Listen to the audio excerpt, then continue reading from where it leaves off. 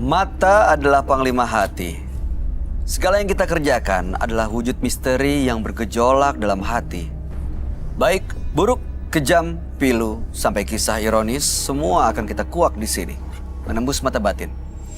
Di program ini kami akan mengundang orang-orang yang pernah ataupun masih melakukan tindakan di luar batas kewajaran. Dan bintang tamu yang sudah hadir pada malam hari ini adalah Sarah Ardelia. Selamat malam, Sarah. Selamat malam, Mas Bayu. Kamu sejauh ini pernah punya pengalaman mistis nggak? Punya banget, sekitar 7 tahun yang lalu ya. Yang paling nggak bisa dilupakan adalah aku pernah matahin sebuah keris.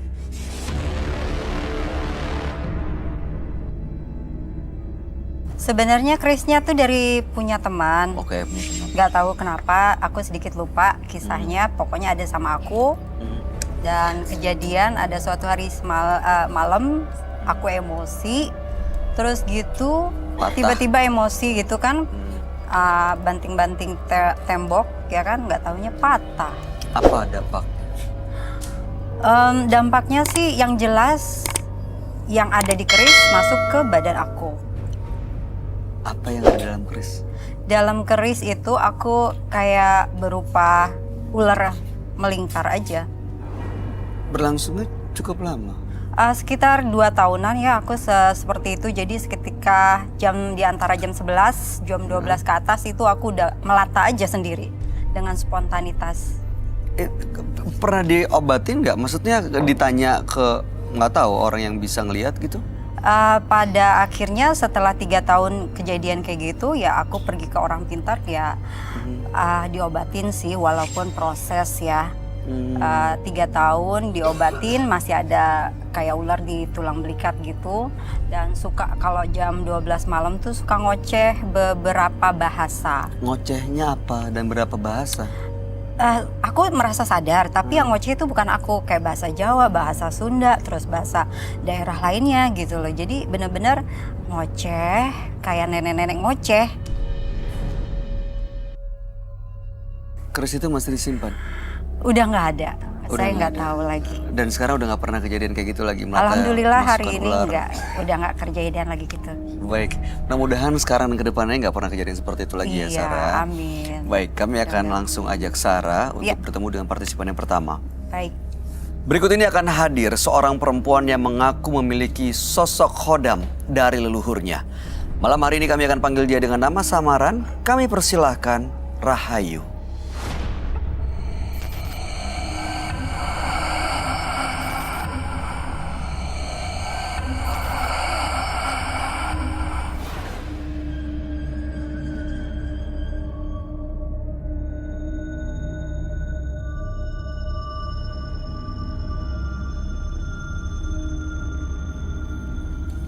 Silakan.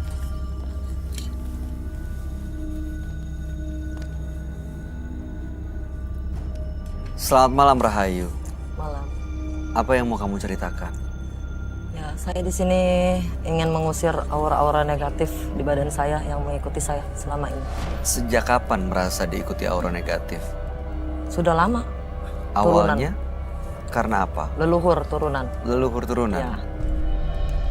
Masih ingat nggak pertama kali kamu menyadari bahwa emang kamu diikuti aura negatif? Dari saya semenjak pergi tidak pulang-pulang. Jadi saya pergi dari rumah, tidak mau pulang-pulang. Kabur? Ya, jadi keluarga meminta mencari tahu, ya dari situ taunya. Terus hampir mencelakai orang. Maksudnya mencelakai orang? Sempat orang. Dengan cara Di bawah alam sadar saya. kamu nggak sadar orang. Tapi itu udah dipertanggungjawabkan secara hukum. Udah, keluarga dari pihak yang aku pun udah terima. Itu awal itu ya aku orangnya nggak bisa yang namanya aku kena senggol. Maksudnya jadi kalau begitu kena senggol langsung Nah, bawaannya aku, emosi? bawaannya aku emosi. Ya di situ saya nggak tahu, di bawah alam sadar saya cekik dia sampai ya gitu. Saya nggak sadar. Setiap kali saya marah, pasti saya lukain orang. Tapi selesai. Selesai, udah nggak di kasus. Dari pihak sana pun udah minta maaf. Di situ pun salah dia, karena salah dia duluan. Ingin seperti melecehkan saya. Oh, jadi kamu seperti saya berontak. bela diri sebenarnya. Emosi itu kamu rasa dari hal-hal mistis memang? Iya. Asalnya?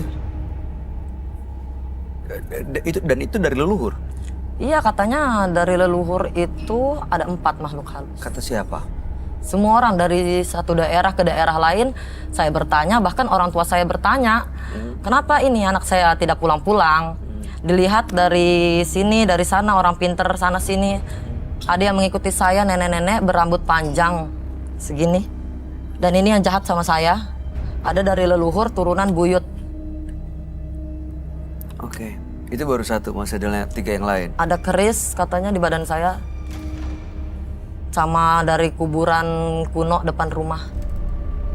Suka mengikuti. Jadi tahunya saya itu dari situ, orang tua nanya, saya juga suka bertanya kenapa saya begini, sampai badan saya kurus begini. Karena ya saya makan terbagi 2. Oh, bukan kamu sendiri, tapi Banyak kamu orang juga bilang, ngasih makan mereka. Tujuan Rahayu datang ke sini untuk apa? Saya ingin menghilangkan aura negatif itu. Saya pengen hidup tenang karena ya saya bisa gila. Kalau saya nggak lepas itu semua, saya bisa gila. Karena salah dikit langsung emosi, Ya. hajar. Baik, mudah-mudahan malam hari ini benar-benar bisa lepas dari aura negatifnya dan mudah-mudahan Rahayu bisa kembali mendapatkan hidup yang normal. Kami akan ajak Anda untuk langsung bertemu dengan sahabat kami. Dia adalah seorang indigo. Kami persilahkan Roy Kiyoshi. Sebelumnya, tim Mata Batin sudah memberikan tanggal lahir dan nomor rumah partisipan kepada Roy Kiyoshi. Dengan mata batinnya, Roy akan membaca berdasarkan angka yang kami berikan. Rahayu, tanggal lahir 19 Agustus 1995. Saya merasakan banyak sekali makhluk halus yang ada di tubuh Rahayu. Akibatnya, banyak sekali perbuatan yang dilakukan oleh Rahayu yang merugikan banyak orang. Setiap perbuatan yang dilakukannya, ia dikendalikan oleh banyaknya makhluk halus yang ada di tubuhnya. Dari apa yang saya lihat, kini Rahayu berubah menjadi sosok yang penuh dengan emosi. Saya mencium kejahatan di dalam jiwa Rahayu.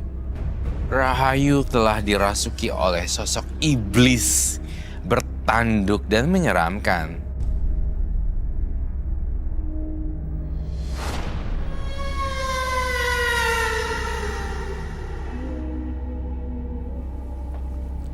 Selamat malam. Selamat malam, Roy. Selamat malam. Silakan duduk semuanya. Terima kasih.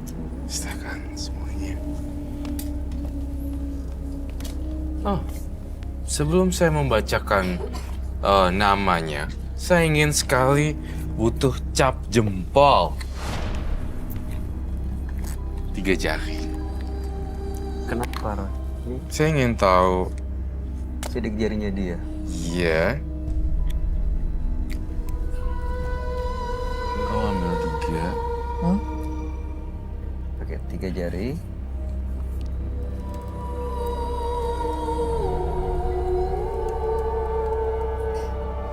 Saya pengen jempol deh.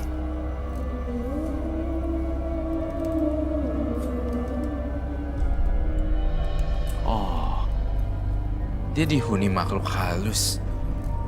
Wow. Rahayu dengan tanggal 19 bulan 8 1995.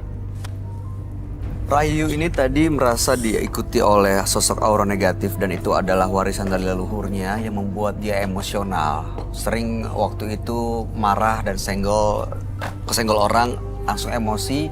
Bahkan waktu itu sempat orang tanpa dia sadar karena adanya sosok mistis. Ya, sudah diselesaikan dengan keluarga karena emang dia tanpa sadar karena pengaruh aura negatif itu.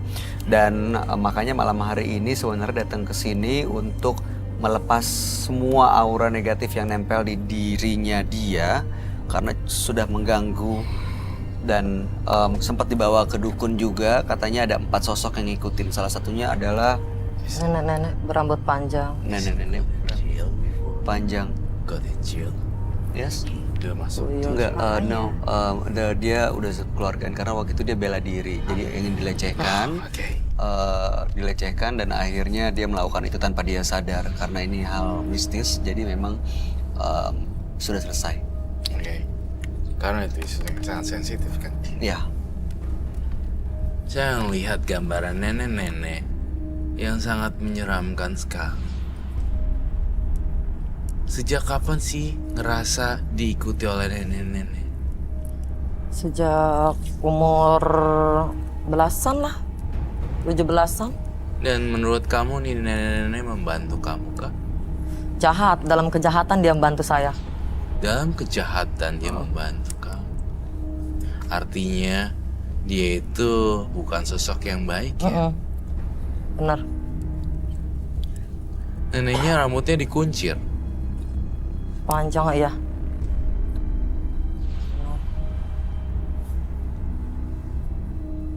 Itu kalau lagi marah, emosional, benar-benar nggak sadar. Nggak sadar. Dan itu menurut kamu digerakkan oleh salah satu dari keempat sosok yang ngikutin itu? Iya. Jadi terkadang saya marah, menggila, saya meledak-meledak, saya emosi banget. Itu katanya ya dari sosok nenek-nenek ini. Ada yang baik, mendorong saya untuk baik, saya sholat, disuruh sholat. Tapi bawaan saya bertolak belakang. Jadi saya seolah-olah saya ingin berbuat baik, tapi ada yang menghalangi. Dan saya ingin berbuat jahat, saya ada yang menghalangi. Situ. Berbuat jahat sampai di mana maksudnya? Ya yang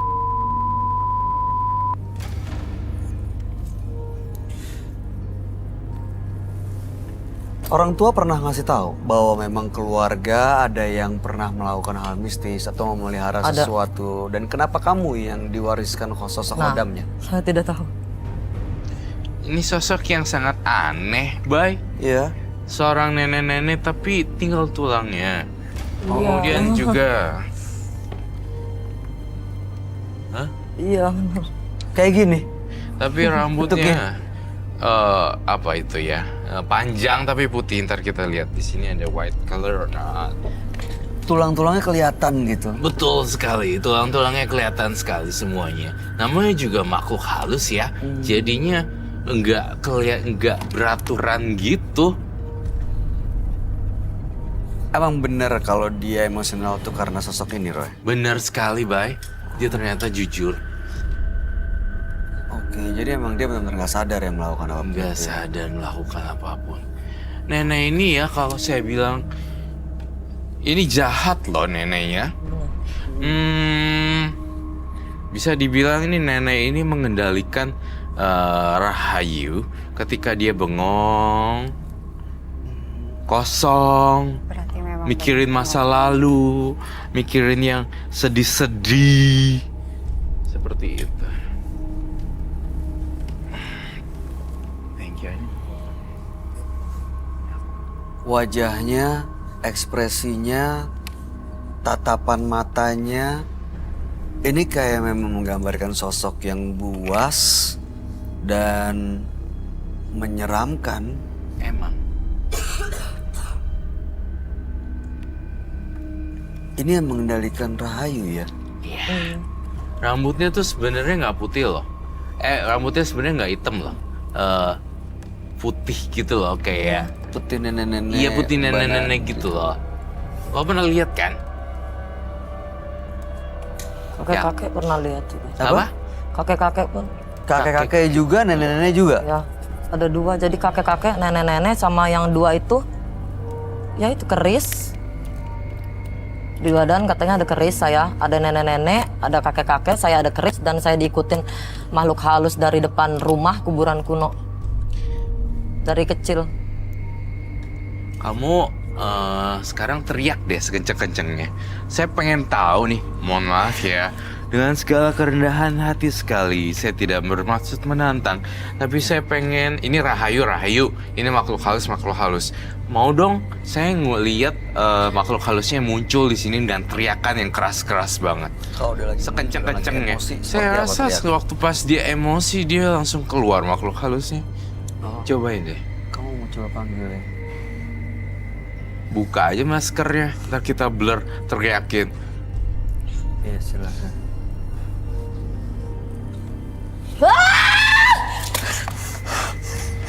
Tuh ada lilin tuh semua. Sebenarnya gambar.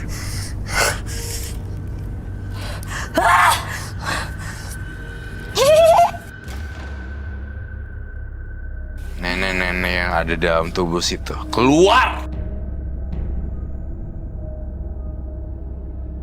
Saya sengaja Ini gambar. cucu cicit saya. Gak ada cucu cicit mengganggu. Saya gambar muka kamu jelek. Sengaja. Saya ungkap jati dirinya